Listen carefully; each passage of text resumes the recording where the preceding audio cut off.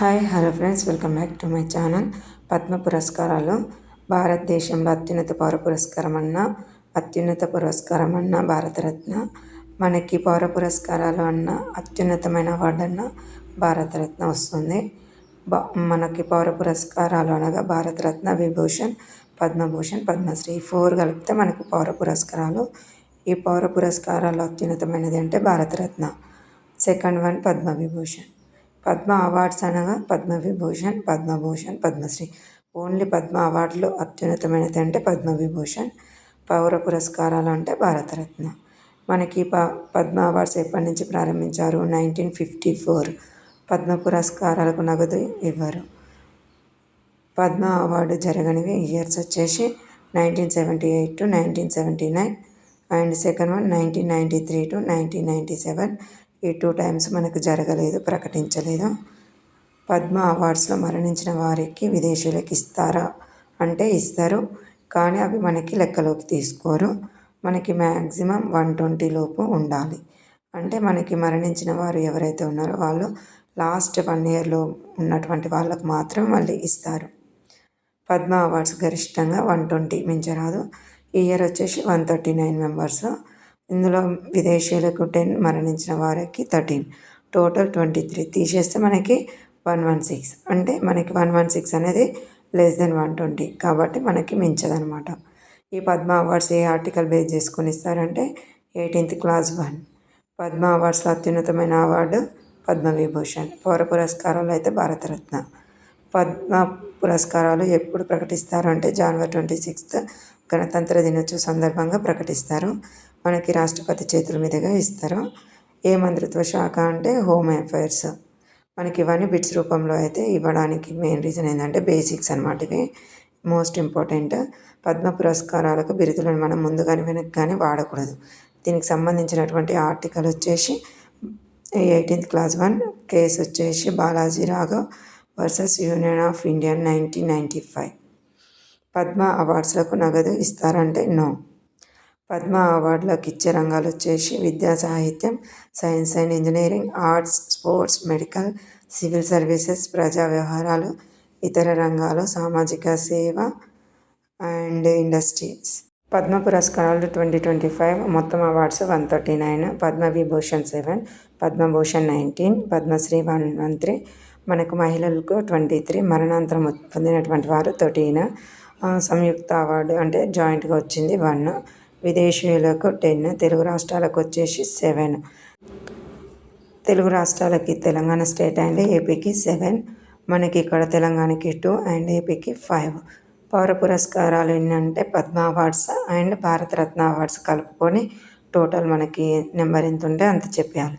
ఇక్కడ మనకు వచ్చేసి టోటల్ 139 ప్లస్ భారతరత్న కలుపుకుంటే పౌర పురస్కారాల సంఖ్య అనేది వస్తుంది మనకి టోటల్ అన్నప్పుడు.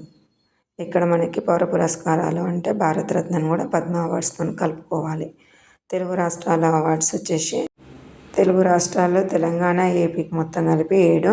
అందులో తెలంగాణ వారికి 2. అందులో వచ్చేసి పద్మవిభూషణ్ 1, పద్మశ్రీ 1. పద్మవిభూషణ్ వచ్చేసి డాక్టర్ దువ్వూరి నాగేశ్వర్ రెడ్డి గారికి వచ్చింది పద్మవిభూషణ్ అవార్డు. మెడికల్ విభాగంలో వచ్చింది.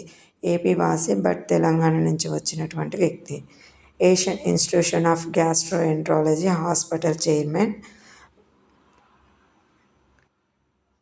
ఇతనికి పద్మశ్రీ, పద్మభూషణ్, పద్మవిభూషణ్ 3 పురస్కారాలు పొందినటువంటి ఏకైక వైద్యుడు మన దేశంలో దువ్వూరి నాగేశ్వర్ రెడ్డి గారు. 2025లో పద్మవిభూషణ్, 2016లో పద్మభూషణ్. మనకి అవార్డు అనేది 3 రావడం జరిగింది. పద్మశ్రీ వచ్చేసి 1995లో పద్మశ్రీ అవార్డు వచ్చేసింది. ఈ 3 అవార్డ్స్ వచ్చినటువంటి ఏకైక వ్యక్తి మనకి దువ్వూరి నాగేశ్వర్ రెడ్డి గారు. మనకి మెడికల్ విభాగంలో వచ్చింది. అండ్ నెక్స్ట్ వచ్చేసి పద్మశ్రీ అవార్డు 1 మందకృష్ణ మాదిగ గారికి పద్మశ్రీ అవార్డు వచ్చింది. వరంగల్ జిల్లాకు చెందినటువంటి వారు వీరు. 30 సంవత్సరాలుగా ఎస్సీ వర్గీకరణ కోసం పోరాటం చేయడం జరిగింది. పబ్లిక్ అఫైర్ విభాగంలో వచ్చింది. మాదిగల రిజర్వేషన్ పోరాటం కోసం ఏర్పాటు చేసినటువంటి సమితి 1994. ఇయర్ వచ్చేసి నారావారిపల్లి నుండి హైదరాబాద్ వరకు 50 రోజుల పాటు పాదయాత్ర చేశారు. 1052 kilometers. ఏ ఇయర్ అంటే 1997. మనకి 2007 మే నిరవధిక నిరాహార దీక్ష చేశారు. దివ్యాంగులు, గుండెకు సంబంధించినటువంటి సమస్యలతో బాధపడుతున్న చిన్నారుల కోసం చాలాగాను కృషి చేశారు. అండ్ నెక్స్ట్ ఆంధ్రప్రదేశ్ రాష్ట్రానికి 5 అవార్డ్స్ వచ్చినాయి.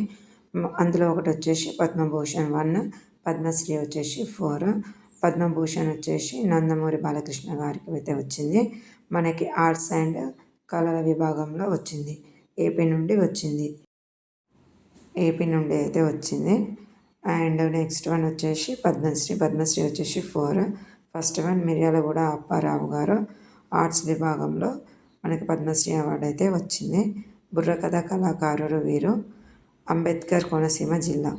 సెకండ్ వన్ వచ్చేసి మడుగుల నాగమణి శర్మ, మనకి ఆర్ట్స్ విభాగంలో మనకి అవార్డు అయితే వచ్చింది పద్మశ్రీ, అనంతపురం జిల్లా. థర్డ్ వన్ వచ్చేసి ప్రొఫెసర్ కేఎల్ కృష్ణ గారు సాహిత్యం విద్యారంగం నుండి పద్మశ్రీ అవార్డు వచ్చింది, కృష్ణా జిల్లా. వాది రాఘవేంద్రాచార్య గారికి సాహిత్య విద్యారంగం నుండి పద్మశ్రీ అవార్డు వచ్చింది, ఏపీ నుండి వచ్చింది, ఉండేది మాత్రం కర్ణాటక. పద్మవిభూషణ్ వచ్చేసి 7 మెంబర్స్కి అయితే వచ్చింది. నేము, రంగం, స్టేట్.